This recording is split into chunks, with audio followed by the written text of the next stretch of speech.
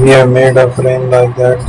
We will embed the image. I will teach you in this tutorial how to embed an image over the shape. So let's explore the changes. Embed there. Add a image over it. So stretch it, make it fixed. There is a clipping mask. Add a paint with it.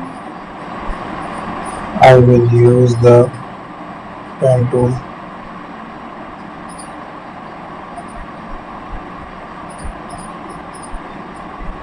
So we will repeat it and adjust over the other shape.